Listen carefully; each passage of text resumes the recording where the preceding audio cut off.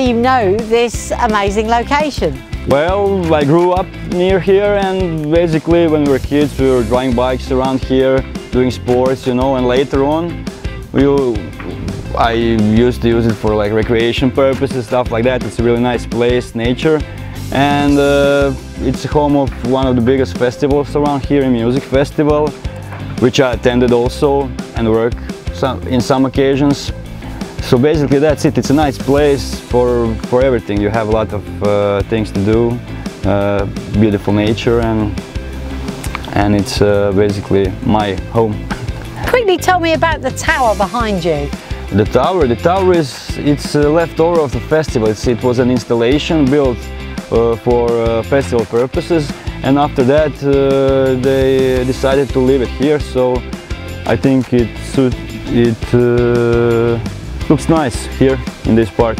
Yeah, it does. It looks fantastic. Like some kind of legacy. Let's talk about how you first started getting interested in lights. You know, when I was young, I was like 20 something. After I went college and go to the army, I came back from the army and I wanted to do something, and basically it was the first ad I called. I called the guy, we spoke a bit, and he hired me, and since then I'm in the business. Basically, I don't know, it started, it wasn't something that I planned. So when you were first in the rental company, were you doing like everything? Yeah. It's normal. I think it's normal for all of the light designers, people from the branch, because you have to go through every step to get into the material of a business. So basically we were doing a lot of, you know, load-ins, loading outs, stuff like that. It was hard work, but we were a bit younger, so it wasn't a problem. And during the time we evolved. So was there a point at which you decided that lighting was the direction you wanted to take? I remember one gig that, you know, turned some things in my head around. We were doing some fashion show with elements of music and stuff like that. So basically we were doing the production. The company I worked for was doing production, and I was a technician. You know, my job was to install the lights, patching, you know, again, energetics, everything. And the guy who was supposed to do the show, some guy from Germany, he was supposed to do the programming, but his desk didn't show up. I don't know, something with the border, something like that. So I had to program the show. And basically we were like installing the equipment through the day, and after the setup I stayed with him. We were doing programming through the night, and then it was like we were taking fragments, music fragments, and making cues, stuff like that. I wasn't aware of anything like this existed at the time. The approach like this existed, and after we finished, we played the music, and we ran through the cues, and I was like, what? And then I was like, done. So basically, yeah, it has a lot of elements from like Pink Floyd's electronic music, stuff like that. It was a mashup of everything, but it was very artistic, and I was like, yeah, I want to do something like that again. When was your first kind of significant show? Well, my first significant show is definitely the arena show.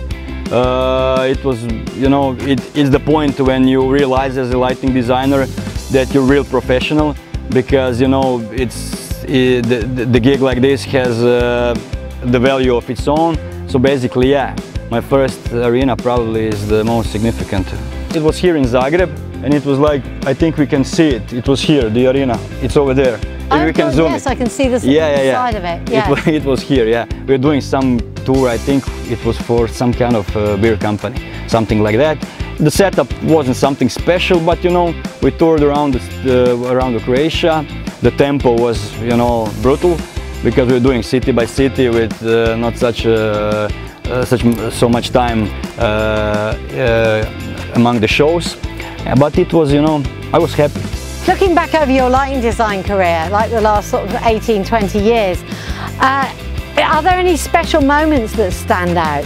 The tour, the gig I remember the most is Parni Valjak acoustic tour. It's a band I worked with for last, I think, 10 years. We did a series of acoustic shows. So basically, the concept was the stage was like set it up like the park on the autumn park.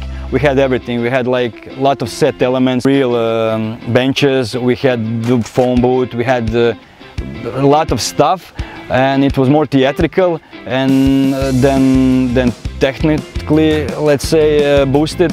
The amount of equipment wasn't so large, but it was really nice set it up. So that was the most important and most highlighted show. We had, like, for example, we had a gig in Belgrade, and it was a closed arena, concert arena. We organized with the promoter the part of the set. One part of the set we needed real trees, and it was our first show. So basically, we told the guy, the promoter over there, to try to find it, and I was like, no way, it's not gonna happen. But in one moment, the guys from their local, I don't know, town company, they brought like 2 big trees, put it on the stage, and I was like, okay, that's nice. So they rocked up with 2 real trees? Yeah, they walked up, and we were all like looking at it, couldn't believe it. Next thing was we needed the leaves, we needed the real leaves. That was the concept. I wasn't so sure how will I collect it, but I knew it was autumn. I tried to ask, you know, if you don't ask, nothing happens. So I asked the guy when he brought the trees, can you do just one more thing, try to do this? And he was like, yeah, we're crazy.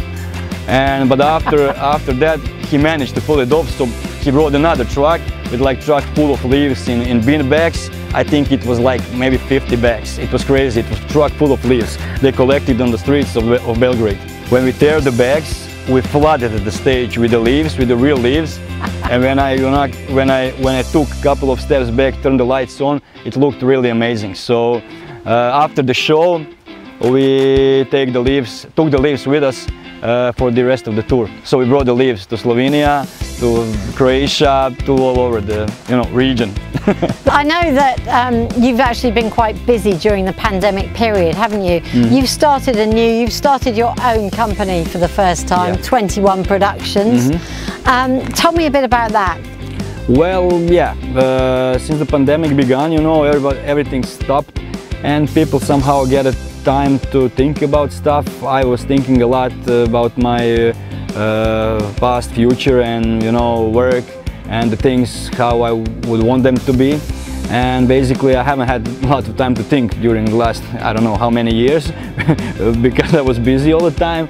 So basically, yeah, I got to the conclusion that it was the best for me to move on in a different way, and all the knowledge I collected through the years and experience, now I want to use to make something for myself. I do production design for all type of events, for TV shows, for, I don't know, you name it, we do it. And basically it's the same thing I was doing before, but yeah, of course, when I do a design, it has a lot of elements, not only lighting, it has a lot of, the most is about video today. So basically I collaborate with that type of people. Basically they're all colleagues and the people I worked with before. What do you most love about your work? Probably the most lovable thing is the process of creating something from nothing. Basically, especially now when I do a lot more design than I used to. The process of creating something from the scratch, from some kind of doodle on a piece of paper and putting it to reality, that's a really nice thing. And the feeling you get when you go to some arena or some space, I don't know, to TV studio, something like that, and you see it empty, and like then, I don't know, a week from that point you see it filled with part of your design. It's a really nice situation. And of course in live music, when you do something with lights, you have an instant reaction from the audience. It's really nice feeling, and if you do a lot of live music, you can have that feeling every day, or every second day. And I don't think there's a job that can fulfill you on that level, And it's cool. Yeah, to push buttons and changing, I don't know. It is a cool job, that's for sure.